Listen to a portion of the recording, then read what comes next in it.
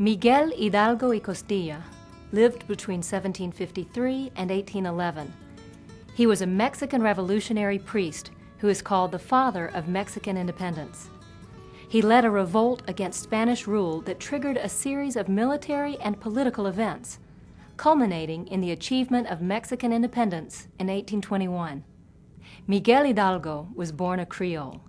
His father was the administrator of an hacienda in the present state of Guanajuato. Miguel was trained briefly in a Jesuit school before the order was expelled from the Spanish Empire in 1767. Later that year, he graduated from the Diocesan College of San Nicolas in Valladolid, which is now called Morelia. Hidalgo chose to remain part of the academic community long after he had earned degrees in theology and had been ordained. By 1776, he was a member of the San Nicolas faculty and remained in Valladolid until 1792 as an academic. In 1790, he became rector of the college, but his advanced ideas and mismanagement of funds got him fired 2 years later. From 1792 until 1810, Hidalgo served as priest in a succession of parishes.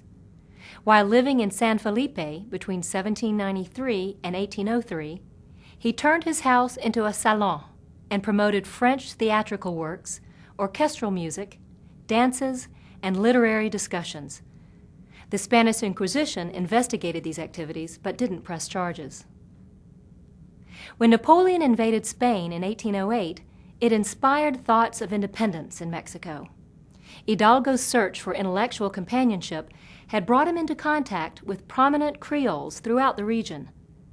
When a group of Creoles organized a plot to expel the Spaniards and put themselves in power, Hidalgo joined them. Articulate, well-informed, and charismatic, he soon emerged as the leader of the resistance, with Ignacio Allende, a military captain, as second in command.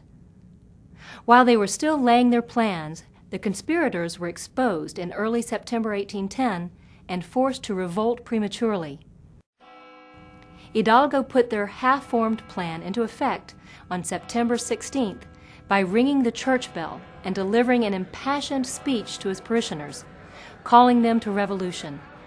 It became known as the Grito de Dolores, which translates as the Cry of Dolores. Avoiding abstract words like independence, which were meaningless to the uneducated villagers, he used language they could relate to, talking about the Catholic religion and the exiled king, Ferdinand VII. He spoke about the consequences of bad government, meeting the Spaniards. Finally, he added the name of the Virgin of Guadalupe to his slogans, and her image became the banner of the revolt. Hidalgo permitted so many Indians and mestizos and mulattoes to join his holy war that the original white Creole motives for the insurrection became obscured.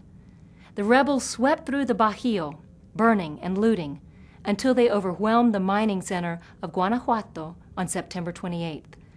The massacre of the Spanish defenders of the fortress and the subsequent ransacking of the city set a low tone for the Hidalgo revolt.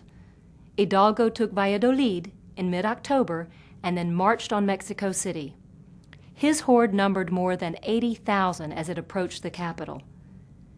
The royalist government in Mexico City had prepared defenses that were as much psychological as military.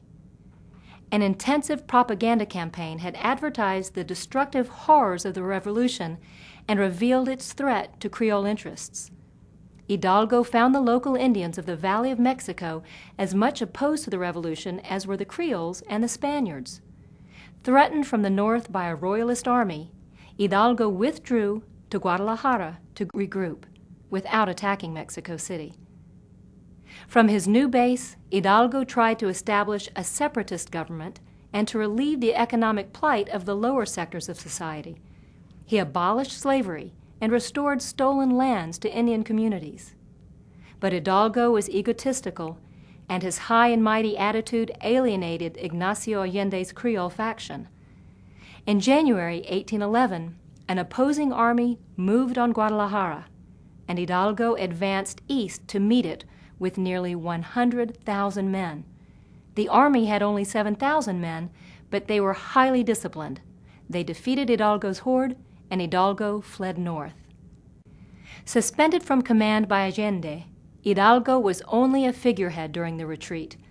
Allende attempted to escape to the United States, but he and the major leaders of the rebellion were captured. Hidalgo and his companions were taken to Chihuahua for trial and the inevitable executions.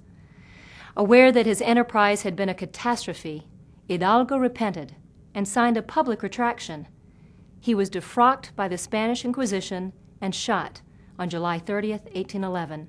His body was then decapitated.